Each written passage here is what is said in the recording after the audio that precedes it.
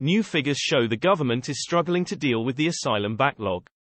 Rishi Sunak is floundering in his pledge to tackle the asylum backlog, as new figures show cases awaiting a decision have risen for yet another year.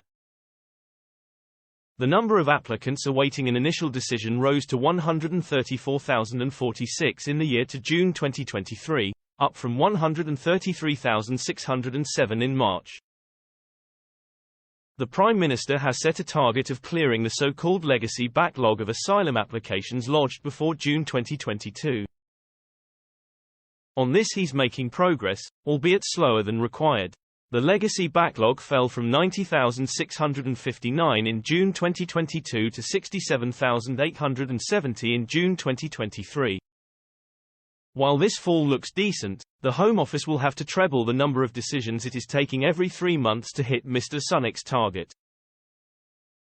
The government still believes it is on its way to hitting this target by the end of 2023, after having doubled the number of caseworkers and promising to double the number again to 2,500 by the autumn of this year.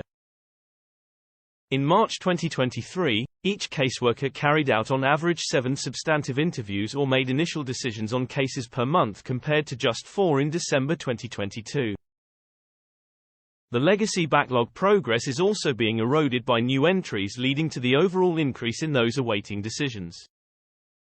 In total, 175,457 people were waiting for a decision, a 44% rise from the 122,213 a year prior. This is now the highest figure since current records began in 2010. Leading Tory candidate and former Home Office advisor Nick Timothy said, "Work visas are up 45%, study up 23%, dependents 24% of student visas, family visas up 110%, asylum highest in 2 decades, 154k through safe and legal routes, visa extensions up 52%. And the BBC top line is about how quickly asylum claims are processed." Earlier this week, the Institute for Public Policy Research said Britain faces a perma-backlog of asylum seekers by the time of the next election, with housing costs for migrants expected to soar to over £5 billion a year. Labour's shadow immigration minister Stephen Kinnock said a Labour government would scrap the unworkable, unaffordable and unethical Rwanda plan and use that money to fund the National Crime Agency properly so they can work more effectively with Europol and Interpol.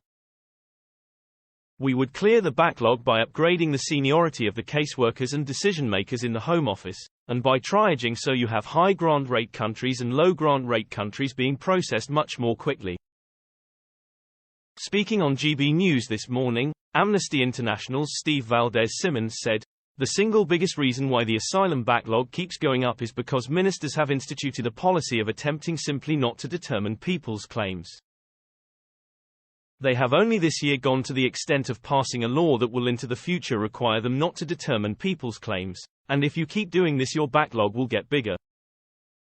However, Labour is also relying on a new returns deal with the EU, something Brussels recently told Britain isn't going to happen. Responding to this morning's figures, the Home Office said, "The government's focus is clear. We must stop the boats and prevent the unacceptable number of people risking their lives by making these dangerous and illegal crossings, which continue to place an unprecedented strain on our asylum system. We've transformed our immigration system to work in our best interests by encouraging the best and brightest to come to the UK, to support the growth of the economy and boost prosperity, and we remain absolutely committed to reducing levels of immigration into this country."